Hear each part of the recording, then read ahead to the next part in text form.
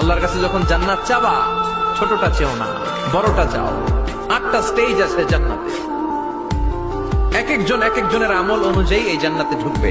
কেউ ঢুকবে জান্নাতুল মাওয়াতে, কেউ জান্নাতুল নাঈমে, কেউ জান্নাতুল আদানের ভেতরে, কেউ দারুল কারার, দারুল খুলদ, দারুল মাকাম, ইল্লিয়ুন এগুলোতে ঢুকবে।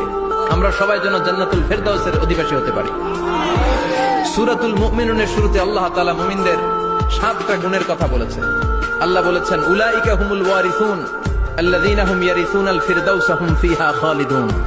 এই 10টা আয়াতের ভেতরে যেই 7টা গুণের কথা আছে, কোন ব্যক্তি, কোন মুমিন বান্দা যদি এই 7টা গুণ নিজের মধ্যে ধারণ করতে পারে, তাহলে বাবা মারা গেলে ছেলে যেমনি বাবার সম্পদের ওয়ারিশ হয়ে যায়, ওই মুমিন বান্দাগুলো জান্নাতুল ফেরদাউসের ওয়ারিশ হয়ে যাবে। আমরা জান্নাতুল ফেরদাউসে যেতে চাই। কোথায় যেতে চাই? কথা বলেন। আমরা জান্নাতুল ফেরদাউসে যেতে চাই।